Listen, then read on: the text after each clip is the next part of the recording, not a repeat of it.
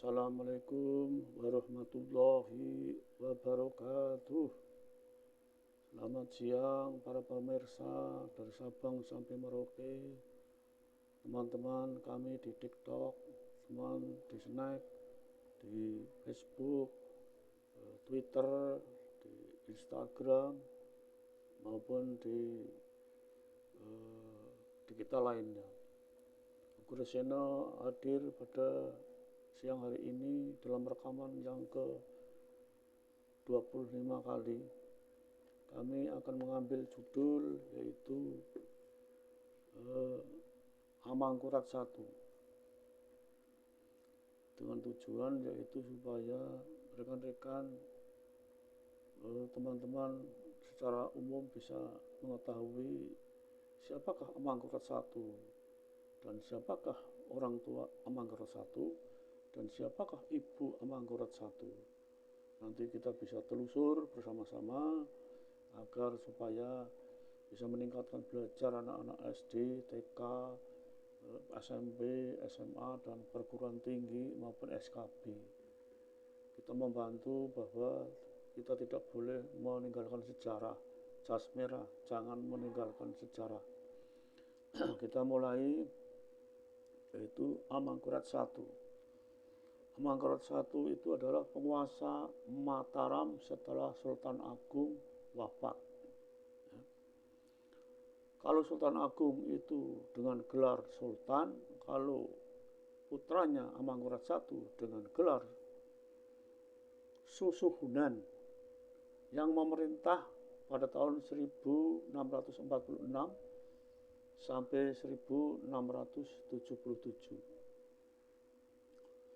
Bahwa Amangkurat 1 lahir di Kota Gede pada tahun 1619, meninggal tanggal 13 Juli 1677, tempat pemakaman Pasarian Tegal Arum, anak Amangkurat yaitu Amangkurat II dan Pakubono I.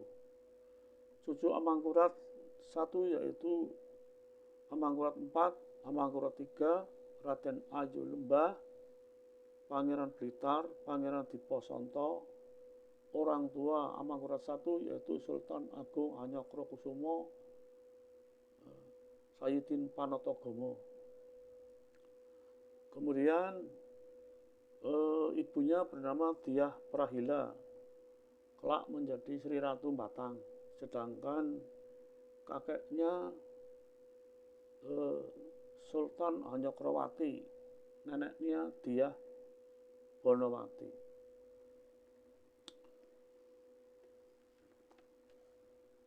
Pengembangan atau penjelasan untuk umum. Wawancara Sultan Agung kepada Raden Mas Sayyidin waktu kecil. Raden Mas Sayyidin, opo sliramu siap ganti Romo besok bisa neruske Romo nyerang Walanda ana ing tanah Betawi. Sebab iki aku lagi berjuang ngusir Londo nyang Londo 1628 sing Sun Rama ngirimke yaiku Temenggung Pawreksa, Temenggung Mandurareja, Temenggung Upasanta ya simbahmu. Rama, Rama, Rama. Raden Mas Sayyidin nyeluk ingkang Rama Sultan Agung. Piye kula? Apakah besok masih ada perang antara Romo dengan Belanda? Untuk tahun besok insya Allah sudah tidak ada perang. Maka didoakan ya Sayyidin supaya besok tidak perang. Kamu tidak akan mengalami perang dengan Belanda. Itu adalah yang diucapkan oleh Sultan Agung terhadap Raden Mas Sayyidin ternyata memang betul sesuai dengan ngendikanipun sang raja nggih menika Sultan Agung, sehingga Sayyidin setelah naik tahta sudah tidak lagi perang dengan Belanda, malah justru bersekutu dengan Belanda. Selama berkuasa, ia dikenal sebagai raja yang bertabiat keras dan mudah tersinggung. Makanya sering ada percobaan penggulingan terhadap Amangkurat I.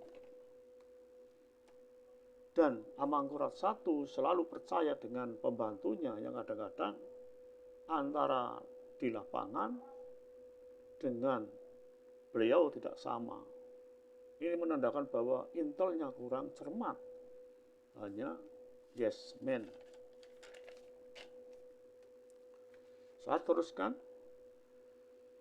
Silsilah dan keturunan Amangkurat I atau disebut Amangkurat Agung. Amangkurat lahir pada tahun 1618 atau 1619 dengan nama Raden Mas Sayyidin. Ia adalah putra dari Sultan Agung dan garwonya yang bergelar Ratu Wetan, Putri Adipati Batang, Dyah Prahila atau Sri Ratu Batang. Menurut silsilah, ia adalah cicit dan dari Panembahan Senopati, pendiri kerajaan Mataram Islam. Amangkurat memiliki dua permaisuri yang bergelar Ratu Kulon dan Ratu Wetan. Dari Ratu Kulon mendapatkan putra mahkota bernama Pangeran Adipati Anom. Kelak setelah naik tahta bergelar Amangkurat II. Sedangkan dari garwo Wetan, Ratu Wetan, kelak akan menurunkan anak yang bernama Sayyidin dan bergelar menjadi Amangkurat I atau Amangkurat Agung. Tetapi memiliki perangi yang keras, tabiat yang keras, dan pro dengan Belanda. Maka beliau kadang-kadang tidak disukai oleh para punggawanya. Untuk garwo Ratu Wetan, beliau kemudian mempunyai anak yang bergelar yaitu Pakubuwono I atau sejak remajanya yaitu Raden Derajat atau Pangeran Puger. Kemudian kelemahan Amangkurat I setelah Sultan Agung wafat, Raden Mas Sayyidin naik tahta dengan gelar Sultan Amangkurat Senopati ing Alogo, Ngabdurrahman Panatagomo atau Amangkurat I. Namun perangai Amangkurat I jauh berbeda dengan Sultan Agung. Kalau Sultan Agung itu adalah pro rakyat dan anti kepada VOC, tetapi kalau Amangkurat I kebalikannya, jauh dengan rakyat, pro dengan VOC. Menurut literatur Ugrasena yang saya baca barusan, bahwa peranginya Raden Mas Sayyidin berubah ketika sebelum menjabat menjadi raja memang sudah bergaul dengan Belanda, sering dicekoki oleh hal-hal yang enak-enak.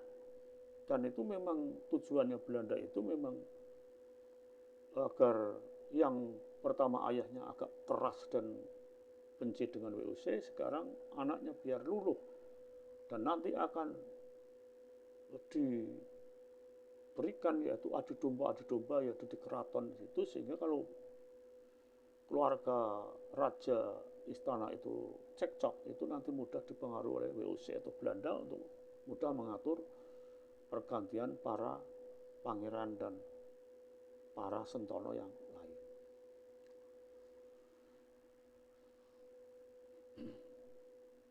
Raden Mas Sayyidin juga memindahkan keraton dari Kerto ke Pleret.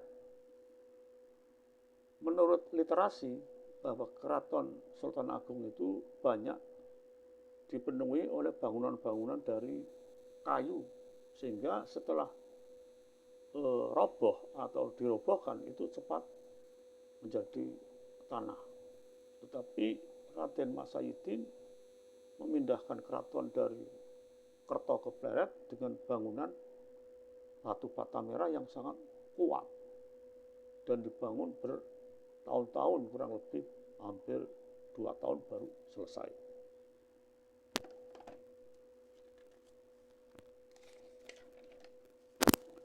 Para pemirsa yang kami hormati, beberapa bangsawan yang menjadi korban adalah Tumenggung Wiroguna. Sekarang adegan Raden Mas Saidin cintai istri Tumenggung Wiroguna. Mbak Ayu, Mbak Ayu, Mbak Ayu, istri Tumenggung Wiroguna. Kau wajahnya bagaikan rembulan dan terpesona. Aku selaku pemuda juga terpesona padamu. Walaupun kamu istri Tumenggung, tetapi aku seorang anak raja juga sangat senang padamu. Romantika-romantika yang disampaikan kepada Raden Mas Saidin membuat istri Tumenggung Wiroguna juga tertarik dengan Raden Mas, apalagi termasuk putra Raja Mataram, putra mahkota. Menurut literasi bahwa memang di samping Raden Mas Saidin itu senang dengan istri Tumenggung Wiroguna, memang istri Tumenggung Wiroguna memang agak binal. Artinya usianya sudah agak selangit, tetapi mau melayani anak-anak muda, apalagi putra mahkota yang kelak akan menjabat sebagai Raja Mataram yang melangsungkan orang tuanya.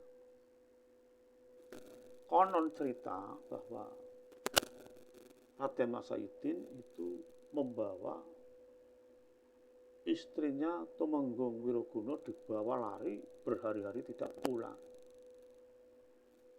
Entah benar atau tidak, itu adalah literasi yang kita baca semacam ini. Itu.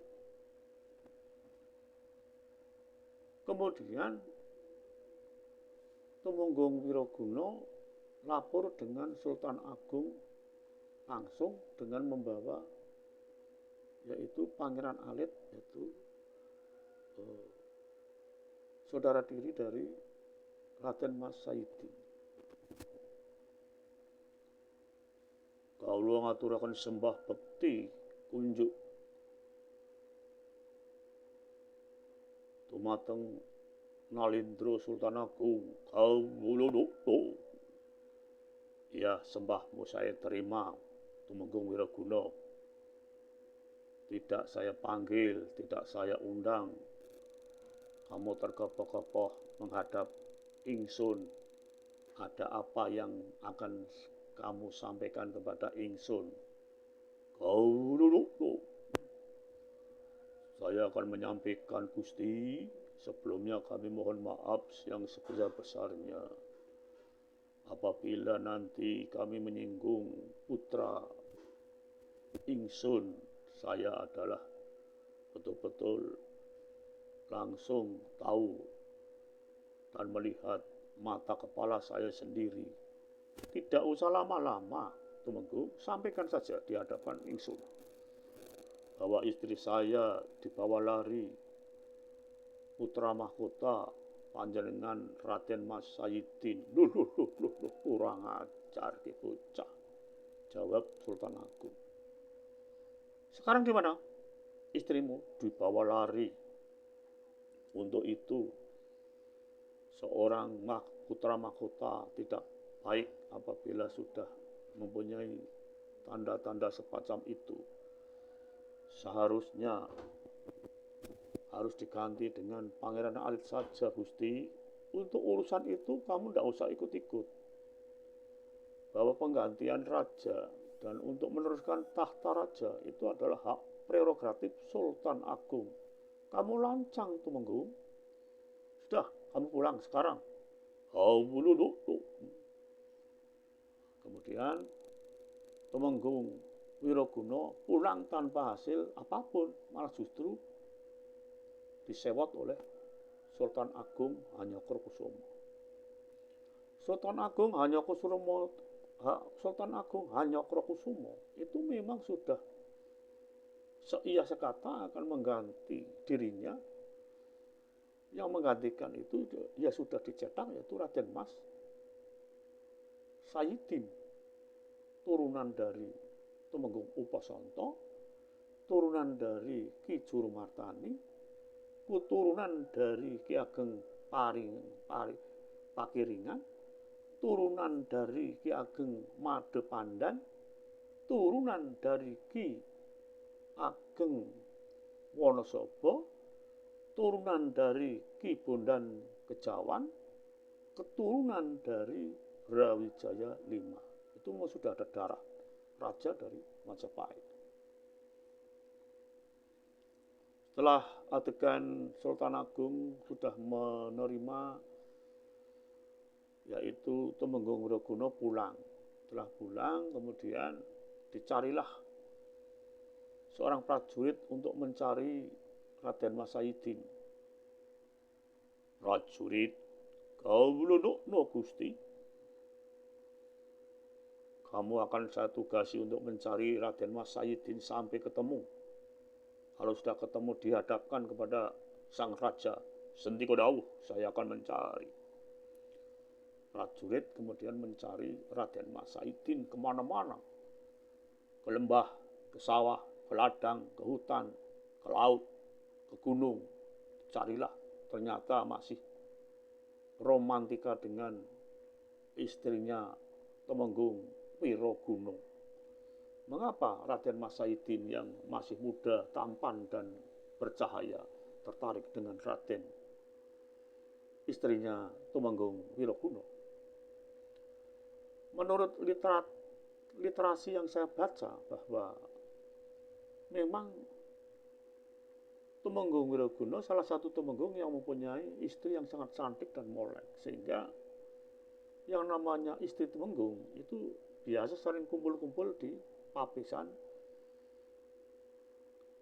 Paseban Agung, yaitu di Keraton Mataram, waktu itu di Kerto, dan sehingga yang namanya putra mahkota itu ya sering memandang-mandang istri-istri dari Tumenggung yang cantik. Dicari lama-lama sehingga Raden Mas Sayidin tahu bahwa mereka dicari-cari oleh ayahnya, yaitu Sultan Agung, untuk akan mendapat sanksi yang sangat berat. Kula ngaturaken sembah Gusti, sembah Raden Mas Sayidin. Ya, sembahmu akan saya terima. Bagaimana? Kamu mengganggu saya sedang senang-senang ya.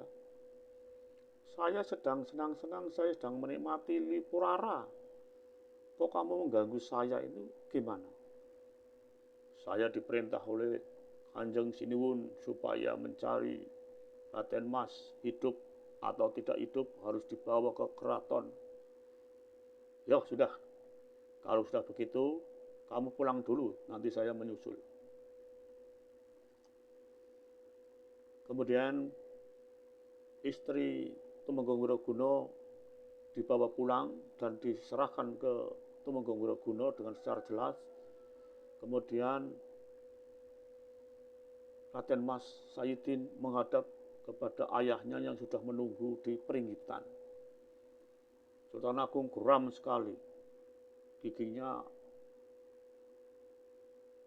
bergetar dengan ingin nampar wajah anaknya yang tidak benar itu. Akhirnya Raden Mas Saidin pulang dengan naik kuda yang sangat bagus.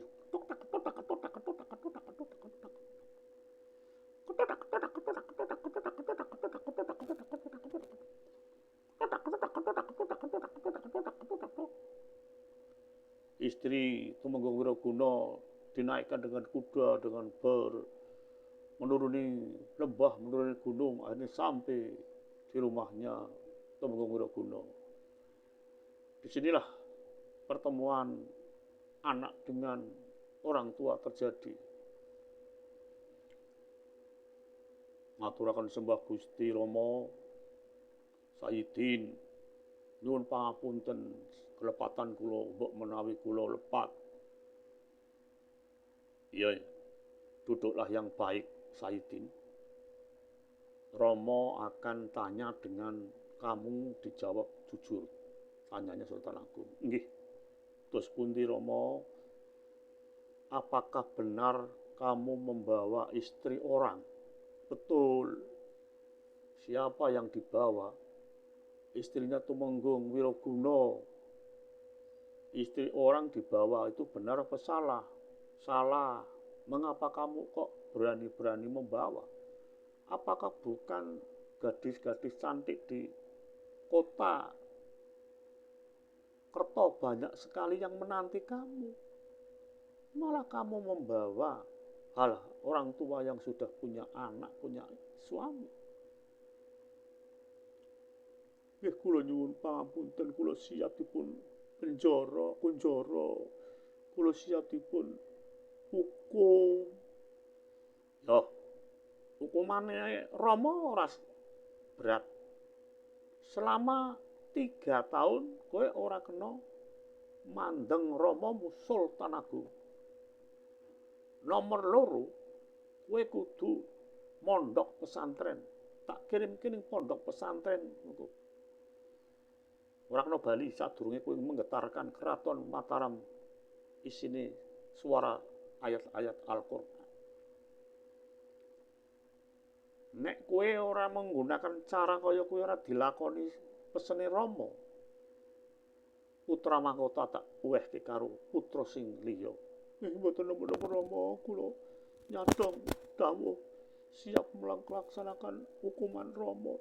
Kula mboten badhe mandeng Rama selama 3 tahun. Ya hati-hati ya. Mengko nek wis kowe mondok pesantren selawase 10 tahun ya ora kena bali.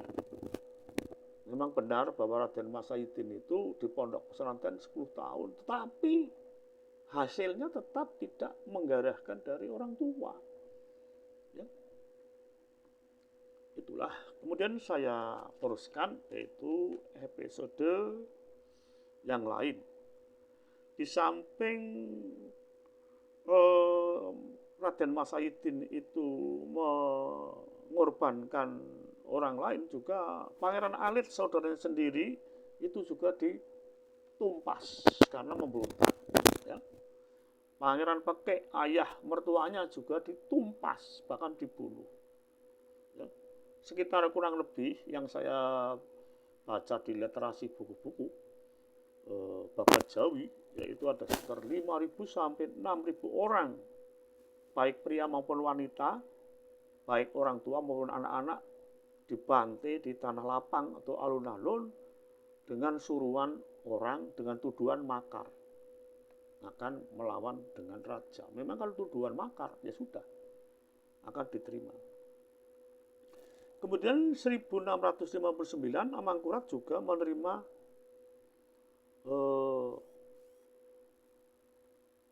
arahan untuk membunuh Pangeran Pekek, ayah mertuanya beserta keluarganya, gara-gara Pangeran Pekek menikahkan Dewi Roro Oyi dengan putra mahkota yang bernama Raden Mas Rahmat yang kelak menjadi penggantinya Amangkurat II, penggantinya Amangkurat I sendiri, yaitu Amangkurat II. Kemudian kita lanjut, yaitu Raden Mas Saidin bersekutu dengan WOC. Diteruskan setelah menjadi Amangkurat I, bersekutu dengan WOC. Perbedaannya tabiat, yaitu Sultan Agung pro dengan rakyat kecil sampai rakyat besar sampai rakyat menengah, ditambahi dengan anti Belanda karena sudah pernah menyerang 2 kali tahun 1628 diteruskan 1629, yang kedua adalah akhirnya Tumenggung Indronoto dihukum pancung akibat mulutnya yang tidak bisa membaca. Rahasia yang tidak mungkin harus dijebloskan dan dibocorkan dengan WOC, ternyata Tumenggung Indronoto itu ya anaknya Tumenggung Wiroguno yang tadi itu ibunya dibawa lari pada Raden Mas Saidin. Apakah ini dendam atau tidak? Yang jelas setelah Sultan Agung itu menyebarkan telik sandi atau mata-mata atau sekarang BIN, ya, bahwa ternyata Indronoto itu membocorkan kepada WOC bahwa WOC membohongi kepada Indronoto supaya nanti Indronoto bisa diangkat menjadi Raja Mataram. Inilah adegan WOC dengan Tumenggung Indronoto, yaitu putra Tumenggung Wiroguno yang berkuasa di Demak. WOC yang bicara, Tumenggung Indronoto, kamu tidak bisa lari, kamu akan saya tangkap, hukumannya saya bunuh. Tetapi kalau kamu mengaku dan jujur, akan kamu beri hadiah apabila bisa membunuh dan bisa menghancurkan Sultan Agung Raja Mataram. Kelak Tumenggung Indronoto tidak akan punya jabatan yang sekecil itu, nanti bisa mengganti Raja Mataram, mengganti syaratnya Sultan Agung harus dibunuh dahulu atau dihancurkan hidupnya dulu. Saya mau tanya, ini Londo, apakah benar Mataram mengirim logistik yang dibagi-bagi di tempat lumbung-lumbung di daerah Cirebon, di daerah Pemanukan, di daerah Pekalongan, di daerah Batang? Saya setelah mendengar perjanjian dengan Tuan, asal saya jangan ditangkap, asal saya jangan dibunuh. Kalau saya ditangkap dan saya dibunuh, berarti saya akan dihukum oleh Sultan Agung dengan hukuman pancung dan hukuman mati. Dan saya terima kasih, saya akan menerima hadiah menjadi Raja Mataram. Syaratnya Raja Mataram, Sultan Agung harus dihancurkan, harus dibunuh. Dan cita-cita menyerang Batavia biar gagal, kita akan sampaikan bocoran-bocorannya itu, bahwa sekarang ini Sultan Agung sudah mengirim logistik dari Pulau Jawa, dari Kendal, Batang, Pekalongan, Tegal, Cirebon, Indramayu, Pamanukan, Karawang. Ini sudah dikirim logistik makanan untuk prajurit Mataram. Gitu. Kalau begitu, saya terima kasih kepada Tumenggung Indronoto, ya. Kelak akan saya beri hadiah kamu menjadi Raja Mataram. Padahal itu bohong. WOC itu bohong. Belanda itu tukang bohong, tukang adu domba dengan politik divide et imperanya. Tetapi Tumenggung Indronoto karena terbujuk rayu akan dijadikan Raja Mataram, akhirnya lupa daratan. Akhirnya Belanda membakar lumbung-lumbung beras, lumbung-lumbung padi yang ada sepanjang jalan Pantura Pulau Jawa. Ayo bakar, bakar, bakar, bakar, bakar. Lumbung, lumbung Mataram. Ayo bakar, bakar, bakar, bakar, bakar. Yo, yo, yo, yo, yo, yo, yo, bakar, bakar. Akhirnya Belanda membakar lumbung-lumbung beras yang dikirim oleh Sultan Agung dari Mataram. Mendengar hal itu, akhirnya prajurit memerintahkan prajurit untuk menangkap Tumenggung Indronoto. Paseban Sultan Agung sedang duduk di singgasana.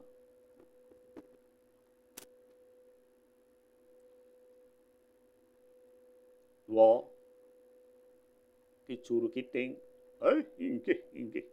Kados pundi? Kados pundi? Kados pundi? Sinuwun. Ki Juru Kiting saya tugaskan untuk menangkap Tumenggung Indronoto, baik mati maupun hidup. Ada apa ini, Gusti?